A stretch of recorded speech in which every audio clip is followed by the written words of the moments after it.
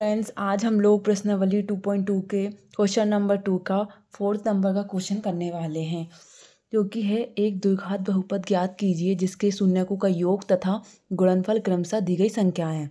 हमें क्वेश्चन में शून्यकों का योग दिया गया है और शून्यकों का गुणनफल दिया गया है। ठीक है, तो हम हल करते हैं। यहाँ से हल, माना कि अभिष्ट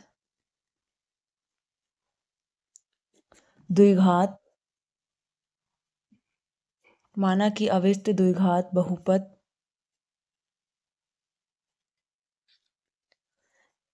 ax² plus bx plus c है,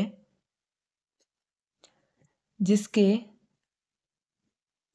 शून्यक a एवं b हैं। ठीक है, अब हमें क्या है कि शून्यकों का योग हमें दिया गया है और शून्यकों का गुणनफल दिया गया है। आप सबको पता है कि शून्यकों का योग का फॉर्मूला होता है alpha plus beta equal to में हमें अल्फ़ा प्लस बीटा की वैल्यू दी गई है 1। ठीक है, अपॉन में कुछ नहीं है, इसका मतलब है 1 इक्वल टू में अल्फ़ा प्लस बीटा का जो पूरा फॉर्मूला होता है वो होता है alpha plus beta equal to में -b अपॉन में a। ठीक है, यहाँ से हमारे b की वैल्यू हो जाती है -1, a की वैल्यू हो जाती है 1। अब हमें जो दूसरी जो संख्या है वो है हमारे शून्यकों का गुणनफल।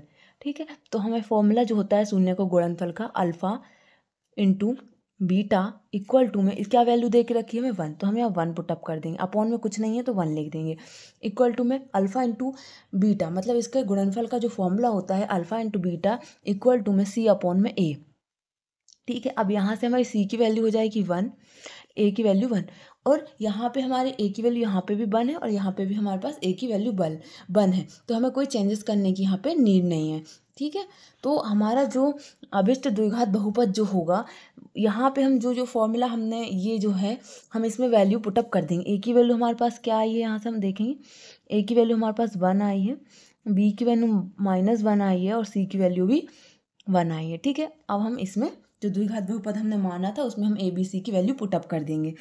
ठीक है, तो a की वैल्यू क्या है 1, तो 1 लिखने की कोई नीड नहीं होती, तो बस x² माइनस का x हो जाएगा और प्लस 1। अतः अभिष्ट द्विघात बहुपद हमारे पास जो आया है वो है x² - x + 1। थैंक यू, मिलते हैं नेक्स्ट वीडियो में।